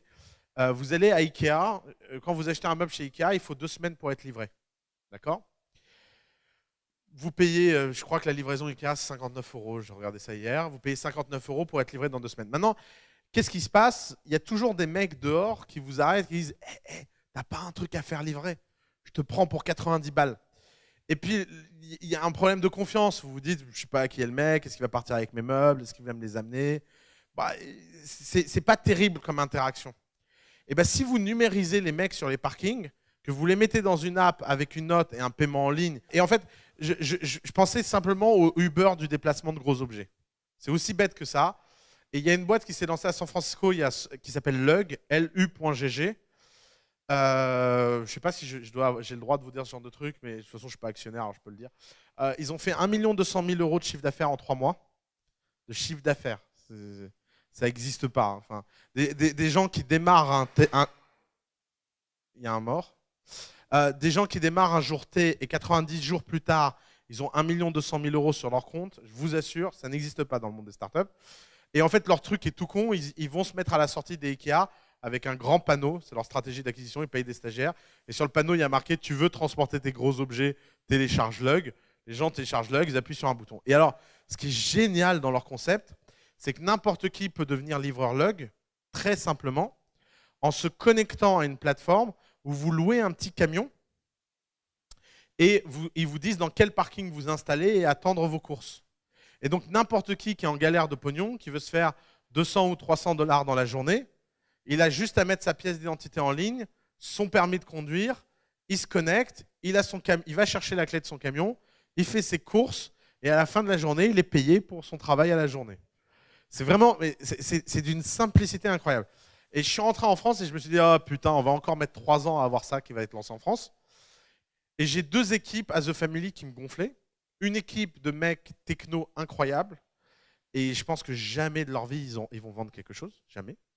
Et de l'autre côté, j'avais une équipe de commerciaux, ils vous vendraient votre mère, et vous ferez racheter votre mère, ces gens-là. Mais le jour où ils vont nous faire un produit, je pense que... Et en fait, je commençais à en avoir marre, et j'ai pris les 2 ensemble, et j'ai fait boum. Et je les ai fusionnés, et ils font une boîte, et le mariage prend plutôt bien. Bah, typiquement, ce genre de choses est possible, parce que dans The Family, il y a suffisamment de monde qui circule pour qu'on passe d'une opportunité à l'autre. Et les mecs, ça faisait 1 an et demi qu'ils faisaient une boîte et ils l'ont lâché du jour au lendemain. Et ça, c'est le bon mindset. Et je vois trop de gens, par exemple, il y a quelques années, j'ai essayé de convaincre un type d'arrêter sa boîte pour rejoindre Blablacar. Et le mec rêvait de créer Blablacar. Et je lui dis, mais arrête de vouloir créer Blablacar et va bosser chez Blablacar. Ils sont tout petits, ils vont t'embaucher, ils veulent bien t'embaucher. Et le mec ne l'a pas fait. Et bien, je peux vous dire qu'il le regrette. Parce que quand Blablacar lève 1,2 milliard de valo, c'est la plus grosse connerie de votre vie. Et ça, typiquement, vous mettez le curseur sur « je veux absolument faire une boîte, quel que soit le projet ». Et les deux ne demandent pas les mêmes types d'optimisation. Alors, Pourquoi j'insiste tellement sur l'état d'esprit concernant le cofondateur? C'est parce que je pense que l'état d'esprit dans lequel vous installez votre boîte aura un impact dans l'ensemble de votre vie. C'est un peu l'inné. Au début, je disais il y a de l'inné et il y a de l'acquis. Dites-vous que l'acquis, c'est les employés, mais l'acquis n'ira jamais contre l'inné. Vous ne pourrez jamais intégrer des talents si l'inné n'est pas aligné avec vos besoins. Et vous devez réfléchir profondément à est-ce que je suis la bonne personne pour faire cette boîte? Quelle est la question que tout le monde se pose pour répondre à la question est-ce que je suis la bonne personne pour faire cette boîte? Il y a une seule chose qui compte, c'est est-ce que je suis suffisamment drivé pour la faire? En fait, prenons un exemple. Vous rêvez de lancer une boîte dans la mode et vous êtes moche et mal habillé. Est-ce que vous êtes la bonne personne pour lancer une boîte dans la mode? Qui pense que oui ou non? En fait, c'est une question piège. La question, est-ce que je suis la bonne personne en étant moche et mal habillé, se pose, est-ce que je suis prêt à m'arranger et mieux m'habiller parce que maintenant je suis fasciné par la mode et j'ai découvert la mode? Aucun des manquements que vous pouvez avoir personnels sont des choses qui ne se comblent pas. Aucun. Le problème, c'est est-ce que vous êtes prêt à les combler ou pas, et est-ce que vous êtes prêt à prendre le temps pour les combler? Par exemple, j'ai eu la discussion la plus interstellaire de ma vie cette semaine. Je ne savais pas que des gens faisaient encore ça. Bonjour, on est étudiant en école de commerce, on a décidé de lancer un jeu vidéo. On est trois cofondateurs. Alors, qui c'est qui programme? Personne. OK. Et c'est qui design le jeu vidéo? Personne. OK. Mais vous allez faire quoi? On va superviser les gens. On a trouvé un étudiant à 42 et un designer au Gobelin et ils vont faire le jeu. J'étais là, mais c'est une caméra cachée. Il y a encore des gens qui font ça. Et ils me disent, oui, puis de toute façon, on peut les payer parce qu'on a levé 300 000 €. Et je me suis dit, putain. Et il y a encore des mecs qui vont perdre leur argent. Et en fait, typiquement, ces gens-là, leur problème, c'est qu'ils ne sont pas les bonnes personnes, non pas parce qu'ils ne sont pas designers de jeux, mais parce que s'ils étaient les bonnes personnes, ils auraient été obsédés par apprendre à fabriquer des jeux, et ils auraient appris à fabriquer des jeux en 3 mois. Et ils auraient fait quelque chose qui paraissait impossible, et qui serait devenu possible parce qu'ils auraient été drivés. Et que la seule chose qui compte, c'est est-ce que vous êtes prêt à faire tout ce que ça coûte de réaliser votre boîte? Et toutes les excuses que vous vous racontez devraient être des alertes pour « je ne suis pas en train de faire la bonne boîte ». Par exemple, l'un des plus grands obstacles pour faire une boîte qui coûte cher, c'est souvent l'argent en seed. Mais la plupart du temps, l'argent en seed est un problème, soit parce que vous n'avez pas le bon réseau, soit parce que vous n'êtes pas assez motivé pour arracher l'argent chez les gens. Donc, vous n'êtes peut-être pas la bonne personne, etc., etc. C'est-à-dire que la question de la bonne personne est une question beaucoup plus intéressante à se poser que la question de y a-t-il un marché ou est-ce une bonne idée? Or, qu'est-ce que les gens viennent nous demander? Les gens viennent toujours nous demander est-ce que quelque chose est une bonne idée ou pas? C'est comme demander est-ce que si je te fais le meilleur gâteau au chocolat du monde, tu le mangeras? Ben oui, bien sûr que je vais le manger. Par contre, si ton gâteau au chocolat est dégueulasse et que c'est un parpaing et qu'on peut hésiter entre faire un gâteau au chocolat ou en faire une brique dans un immeuble, c'est peu probable que je le mange, ton gâteau. Et en fait, c'est encore une fois un problème de drive. Comment on fait un bon gâteau au chocolat? Il faut en faire des milliers, jusqu'à avoir un tour de main tellement parfait que ça devient un bon gâteau. Et la seule façon de faire ça, c'est de se lever tôt le matin et travailler dur, et se coucher tard le soir et travailler dur. Et c'est comme ça qu'on devient la bonne personne. On n'est jamais la bonne personne sui generis. On n'est jamais par création artificielle la bonne personne. On devient la bonne personne. Mais par contre, il y a des gens qui font des choses parce que c'est un business. Par exemple, récemment, alors eux, c'est génial parce que j'étais très content. Ils sont venus avec une idée, et ils avaient levé des fonds, et ils sont partis du rendez-vous, ils ont rendu les fonds, et ils ont décidé de faire autre chose. Et alors, je vous explique l'histoire, elle est très simple. Bonjour, on a travaillé 15 ans en agence, on est très connus, très célèbres, et je ne vais pas dire leur nom, tout le monde nous connaît dans ce milieu, et on a eu une idée géniale, on va créer l'App Store de l'éducation. Ah ouais, vous avez créé l'App Store de l'éducation. Ok, et alors pourquoi? Vous étiez mauvais à l'école? Non, non, on était très bon à l'école. Vous avez eu besoin de cours particuliers? Non, on n'a jamais pris de cours particuliers. Vous avez des enfants qui souffrent de difficultés? Non, non, on n'a pas d'enfants qui souffrent. Mais bordel, pourquoi vous voulez faire cette boîte? Eh bien alors regarde, on a vu l'étude Xirfi sur l'éducation, et c'est plus 20% par an de chiffre d'affaires sur les apps éducatives sur les 5 dernières années. Et alors, j'aurais juste raconté une histoire, j'aurais dit, vous trouvez ça fun de faire des apps éducatives? Ah non, putain, qu'est-ce que c'est chiant. Et sinon, le programme de lycée, vous trouvez ça intéressant? Ah non, c'est insupportable. Ça va les gars, vous voyez où je veux en venir ou pas? Et 40 minutes plus tard de conversation, les types avaient abandonné leur boîte. Et je pense que je leur ai rendu service, mais ils ont rendu l'argent proprement. Ils ont dit finalement, effectivement, ça va peut-être être un peu compliqué. Mais la question qu'ils se sont posées, c'est pas est-ce qu'on a les compétences ou pas. Après tout, ils pouvaient ne rien connaître à l'éducation et rattraper le niveau en 1 an. Vous savez, c'est très facile de devenir expert dans un domaine. Il suffit de travailler 10 000 heures. Je ne sais pas si c'est une connerie ou pas, ces histoires de 10 000 heures, mais je trouve que c'est une bonne métaphore. Vous pouvez devenir un expert mondial dans un sujet en moins de 10 000 heures. C'est pas grand-chose, 10 000 heures. Je veux dire, en moins de 10 ans, c'est-à-dire que là, n'importe qui dans cette pièce peut choisir n'importe quel sujet et dans 10 ans, être l'un des experts mondiaux dans le sujet. C'est quoi 10 ans? C'est vraiment rien du tout, 10 ans. Mais le sujet, c'est est-ce que vraiment vous avez envie d'être expert dans l'idée de votre boîte? Et il est là le problème. Le problème, c'est que les gens ne choisissent pas une idée de boîte parce qu'ils ont envie de la faire. Ils choisissent une idée de boîte parce qu'elle est bonne. Et d'ailleurs, la preuve, ils en parlent avec les gens pour demander si c'est une bonne idée ou pas. Les gens qui sont drivés ne posent jamais cette question. Et notamment, je connais très peu de gens sincères dans le fait de gagner de l'argent. Très, très peu. Et je peux te dire un truc d'expérience.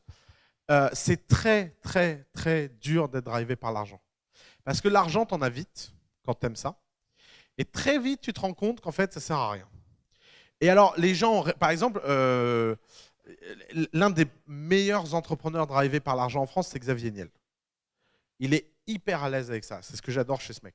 Il est venu à dîner chez nous, on lui a dit « Pourquoi tu as fait des télécoms ?» Il a dit « Parce que j'ai toujours eu envie de gagner de l'argent, j'ai toujours eu envie d'être riche, et que c'était la façon la plus simple pour moi d'être encore plus riche. » Et alors pourquoi tu fais tout le reste? Parce que j'ai envie de gagner plus d'argent. Et c'est un mec réellement drivé par l'argent, et il est très efficace pour ça. Mais le problème, c'est que c'est très rare. Et c'est aussi rare d'être drivé par l'argent que d'être drivé par les jeux vidéo, que drivé par l'éducation, ou drivé par changer le monde. Le problème, c'est que la plupart du temps, l'entrepreneuriat vient combler un vide qui est « je ne sais pas par quoi je suis drivé ». Et vous ne pouvez malheureusement pas être entrepreneur tant que vous n'avez pas répondu à cette question. C'est que la meilleure façon de résoudre ce problème, c'est d'abord d'avoir son drive, qui peut être l'argent, et qui ensuite devient un point d'optimisation extrêmement simple. Et pour être un expert en faisant de l'argent, c'est dur en fait. Ça demande beaucoup de concentration, ça demande beaucoup de travail, ça demande beaucoup de commitment, et ça demande quelque chose qui n'est pas donné à tout le monde. Il faut être cheap. Parce que pour gagner de l'argent, il faut avoir de l'argent. Et pour avoir de l'argent, il faut économiser de l'argent. Et c'est ce cercle-là qui est très dur avec l'argent. Et d'ailleurs, il y a qu'en France où les gens ont honte d'être drivés par l'argent. Aux États-Unis, c'est quelque chose de beaucoup plus courant. Mais même aux États-Unis, les gens n'y arrivent pas. C'est très dur d'être Donald Trump. Très, très dur. Il faut être sacrément concentré pour être Donald Trump. Et pendant très longtemps. Parce qu'une fois, en plus, vous savez, récemment, il y a ce type qui a vendu Minecraft, qui a fait part. Qui a vu ça? Donc Minecraft, c'est un jeu vidéo qui a été racheté par Microsoft pour quelques milliards. Combien? 1 milliard? Ouais. 1 milliard de... Bon, peu importe. Beaucoup trop d'argent de toute évidence. Et le mec a posté une série de tweets sur son désespoir et sa solitude. Et alors évidemment, personne n'a envie de s'occuper du désespoir et de la solitude d'un milliardaire. Hein. Ça doit être terrible d'être milliardaire pour ça. Parce que vous ne pouvez pas vous plaindre, vous ne pouvez pas dire à qui que ce soit « je souffre ». Et pourtant, c'est quelque chose qui existe, qui est réel, qui fait souffrir, et c'est un problème en fait. Donc le sujet, c'est que l'argent ne résout pas tous les problèmes, et que les gens qui étaient drivés par l'argent peuvent finir par être complètement désespérés et pas savoir quoi faire, quoi. Donc, si vous avez la bonne équipe qui est alignée avec le bon marché, va se poser une question extrêmement simple. qui est quel est le bon état d'esprit en termes d'exécution. Dans la vidéo, quelle est la différence entre un entrepreneur, un homme d'affaires ou un manager? Ce que j'ai essayé de faire dans cette vidéo, c'était pas tant de caractériser le monde que de vous montrer que le boulot d'entrepreneur était tellement spécifique que personne ne vous en avait jamais parlé. Or, la question très légitime que vous pouvez vous poser, c'est qu'est-ce que c'est le boulot d'un entrepreneur? D'ailleurs, pour ceux qui ont déjà démarré, comme Serge par exemple, pour ceux qui ont déjà démarré, la question que vous pouvez vous poser, c'est comment mon entourage va comprendre ce que je fais. Si vous voulez la preuve que le boulot d'entrepreneur est le boulot le plus flou du monde, il suffit de voir comment votre entourage comprend ce que vous faites. En général, c'est une cata. Et c'est une cata assez compréhensible, parce que c'est très, très compliqué d'expliquer ce qu'est l'acte entrepreneurial. Et notamment, c'est compliqué de l'expliquer parce que la plupart du temps, vous n'avez pas une vision claire de ce qu'est le boulot d'un fondateur. Si on regarde la caricature dit un fondateur, c'est quelqu'un qui s'occupe de la stratégie et de la vision. Moi, j'adore quand les gens me disent ça. Ça, c'est une de mes conversations préférées avec les fondateurs. Qu'est-ce que tu fais? Eh bien, moi, je m'occupe de la stratégie et de la vision, et puis machin, il exécute. Et machin, il ne veut pas te virer? C'est quoi ton truc? C'est tu vas au golf toute la journée, pendant que l'autre, il travaille, et de temps en temps, tu amènes une idée, et tu espères que le type ne va pas te passer par la fenêtre? Enfin, c'est quoi cette histoire? Et en fait, tous les gens qui répondent, c'est la stratégie et la vision, sont des gens en fait, dont la boîte ne fonctionne pas vraiment, qui ne sont pas vraiment. En fait, le boulot d'entrepreneur, c'est le boulot de bouche-trou. C'est aussi simple que ça. Vous voulez une image à un entrepreneur, je peux vous la faire en version chimique. L'entrepreneur, c'est l'hydrogène de la table périodique des éléments. Vous connaissez la caractéristique de l'hydrogène en chimie? C'est que l'hydrogène vient toujours s'attacher dès qu'il y a une opportunité. Dès qu'il y a un espace vide, bam, l'hydrogène se colle. Et ben, l'entrepreneur, c'est la même chose, c'est le bouche-trou. C'est que l'entrepreneur, c'est le mec à qui on va demander ce que personne dans l'équipe n'a envie ou ne sait faire. Incluant le ménage, des fois. Qui nettoie dans une boîte le temps qu'on puisse se payer une femme de ménage? Vous croyez que c'est votre premier ingénieur? Non, c'est le fondateur. Vous croyez que c'est le stagiaire? Il faut avoir une sacrée expérience managériale pour amener les stagiaires à faire le ménage. Ça demande beaucoup de talent. Il faut avoir fait plusieurs boîtes, il faut avoir une expérience de malade. Les mecs qui se collent… Moi, je me souviens, parce que quand j'ai créé ma première boîte, c'est moi qui nettoyais les chiottes. Et ça m'a beaucoup fait réfléchir sur ma situation. Et parce qu'effectivement, quand vous réfléchissez, on n'avait pas de femme de ménage à l'époque. Effectivement, quand vous êtes dans une boîte de 10 mecs, il n'y a personne qui lave les chiottes. Donc, c'est le fondateur qui s'y colle. Et ça, c'est pas facile à admettre, c'est pas facile à comprendre, parce qu'en fait, le fondateur, il a un problème. Il a un problème simple, c'est que c'est le mec qui doit séduire et vendre à tout le monde. Par exemple, il y a des gens qui viennent me voir et qui me disent « J'ai décidé d'être entrepreneur, j'en avais marre d'avoir un patron. » Et là, moi, ces gens-là, je me dis toujours « Oh, mon pauvre ». Alors là, tu n'as juste pas compris où tu passes. Avoir un manager, c'est simple. C'est une relation très simple. Toi, employé, tu dois reporter et faire en sorte que machin soit content. C'est facile. Après, les gens sont plus ou moins cohérents, plus ou moins faciles, c'est plus ou moins dur d'optimiser pour que les gens soient contents, mais c'est une relation simple. Un fondateur, qu'est-ce qu'il doit faire? Il doit reporter à son entourage. Première source de trouble. Il doit reporter à ses investisseurs. Deuxième cercle de trouble. En plus, ce que ses investisseurs lui demandent de faire, c'est peut-être pas la même chose que ce que ses employés lui demandent de faire. Et un entrepreneur, il reporte à ses employés. Vous croyez vraiment que qui que ce soit qui rejoint une start-up pour travailler dans une start-up a peur de perdre son boulot dans la start-up? Non. Les gens qui rejoignent des start-up, en général, ont le pire profil psychologique sur Terre. C'est des gens qui sont prêts à prendre assez de risques pour rejoindre une start-up, mais pas assez pour créer la leur. Résultat, c'est des gens qui n'ont rien à perdre. Mais rien à perdre. Parce que des start-up, il y en a plein, des employés, il y en a peu.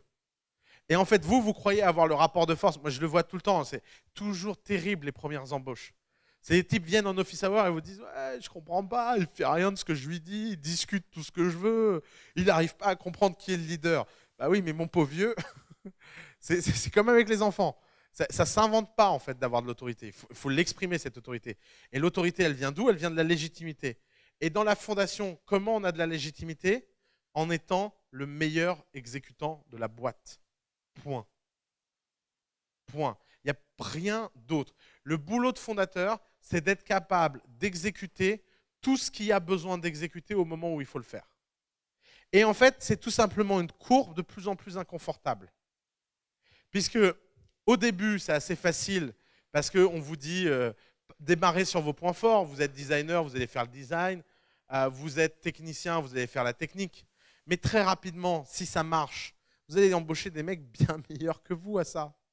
Et vous allez devoir passer au prochain sujet. Et le prochain sujet, il va falloir l'apprendre de zéro. Pour être fondateur, il faut avoir un goût de l'apprentissage permanent et de la flexibilité permanente. Au sens où il faut que vous vous mettiez en tête, et ça c'est à vous le mettre le plus tôt possible, que vous devez être prêt à faire n'importe quoi à partir du moment que ce soit la bonne chose pour la croissance et la survie de votre boîte. Et le problème, c'est qu'au début, vous vivez dans une fiction où vous avez envie de faire tout ce qui est sympa. Alors prenons la liste des 10 premières choses qu'un entrepreneur fait. En général, la première chose qu'un entrepreneur fait, c'est qu'il imagine son idée. Ça, c'est hyper agréable. C'est ce que j'appelle l'effet Minority Report.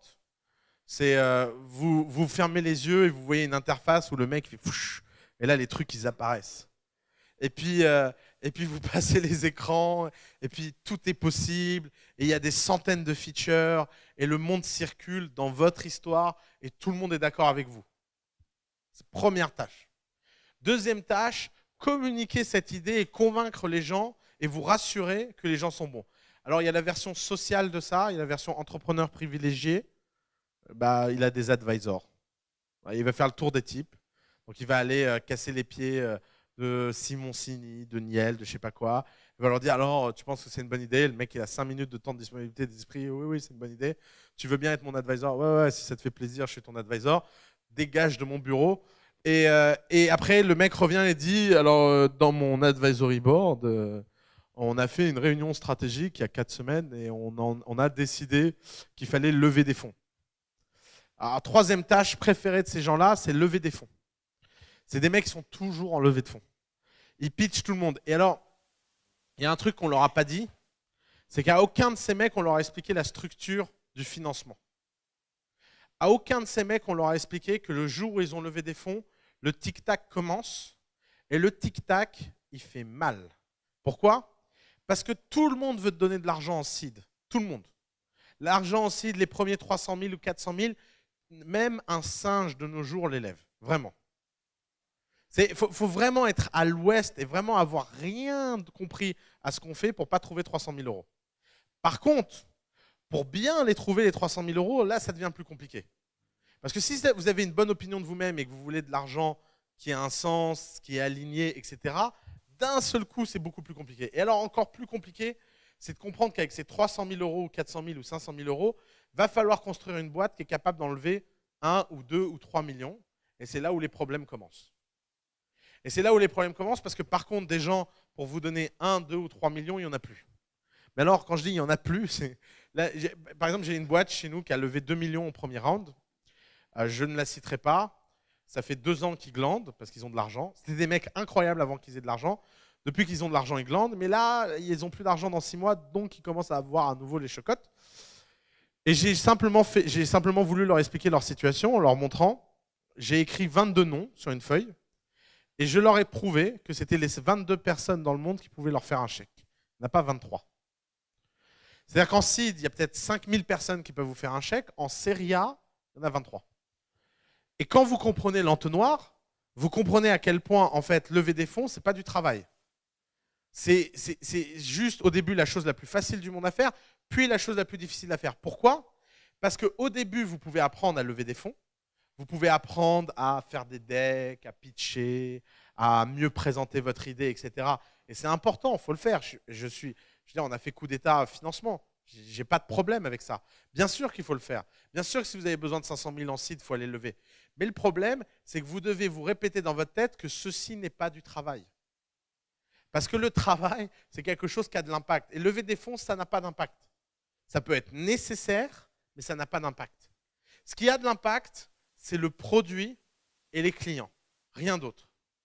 Et la vérité, c'est qu'au début, pour un entrepreneur, sa journée se résume à deux choses, fabriquer le produit et le vendre. Et rien d'autre.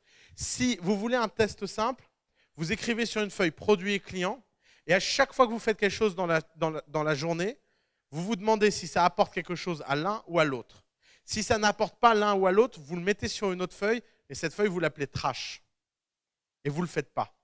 Et si vous voulez ce genre de discipline, vous allez comprendre que petit à petit, si vous réussissez et que vous passez par toutes les étapes, eh ben, produit et client ne sont plus fondamentalement votre responsabilité. Et votre responsabilité de fondateur, c'est de construire une boîte. Parce que maintenant, vous avez un product market fit, maintenant, vous êtes en croissance, et maintenant, votre responsabilité, c'est de construire la plus belle boîte du monde. Et c'est en général là que le boulot devient très chiant et beaucoup de gens n'aiment plus. Mais c'est le boulot d'entrepreneur qui commence vraiment. Et le problème, c'est que pour construire une boîte, qu'est-ce qu'il faut faire? Eh ben, il faut faire le bouche-trou. Il faut être le directeur financier en attendant qu'un directeur financier ait embauché. Il faut être le comptable en attendant que le comptable comprenne. Il faut être l'avocat parce que l'avocat n'a rien compris à ce que vous faites. Il faut être le commercial parce qu'il n'y a pas de commercial disponible. Il faut être le responsable de la garderie parce que la crèche d'entreprise n'est pas encore ouverte. Et vous allez toujours être la dernière personne à laquelle tout le monde va se référer pour régler les problèmes parce que vous serez la seule personne légitime. Et c'est le gros problème de la fondation, c'est que la légitimité, ça coûte cher. La légitimité, c'est compliqué. La légitimité, c'est la chose qui est la plus dure à entretenir. Et au début, la seule façon d'entretenir la légitimité, c'est de travailler. D'ailleurs, il y a une leçon historique qui le prouve. Si vous regardez à travers l'histoire de l'humanité, les entrepreneurs de l'époque, c'était quoi? C'était les chefs de guerre. C'est quoi un entrepreneur au 18e? C'est Napoléon.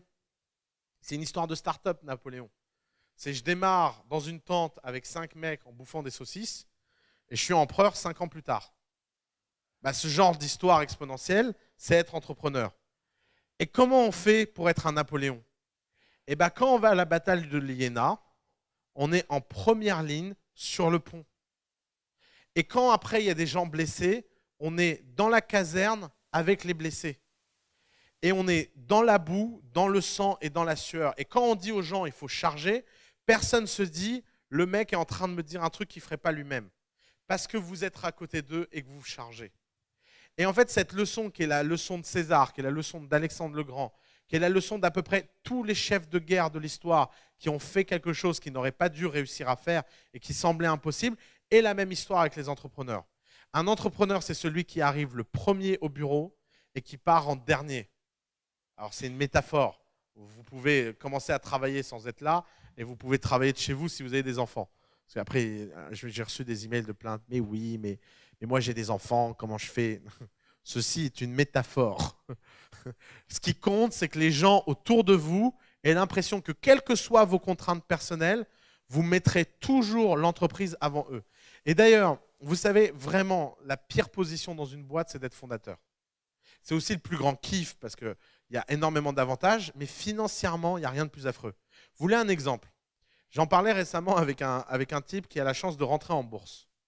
Et alors je lui dis, c'est sympa, tu vas IPO dans 6 mois, tu dois être content. Il dit, ouais, je suis content, ouais. Je dis, oh, il y a un problème. Il dit, non, mais tu vois, les investisseurs ont accepté que tous les employés vendent leurs actions le jour de l'intro en bourse. Et le seul mec qui n'a pas le droit de vendre une action pendant 1 an, c'est moi. Et c'est moi qui ai construit cette boîte, et c'est moi qui ai tout fait. Et le putain de connard de stagiaire là, qui est là depuis 6 mois, il va être plus riche que moi. Et effectivement, je comprends qu'il y a des moments où vous pétez un câble, et c'est émotionnel. Et 2 semaines après, le mec était calmé. Et 2 semaines après, il a dit, non mais c'est logique, je comprends, etc. Mais j'ai trouvé ça très drôle parce que ça pointait quelque chose de très profond. C'est que le contrat, quand vous créez une boîte, on ne vous fait pas signer un contrat. Il n'y a pas de petite clause où on vous explique à tous les moments toutes les emmerdes que vous aurez. Et on ne vous explique pas que de toute façon, vous serez le seul mec à légitimer l'aventure et que c'est pour ça qu'on vous laissera la gloire. C'est pour ça qu'on vous laissera les dîners sympas.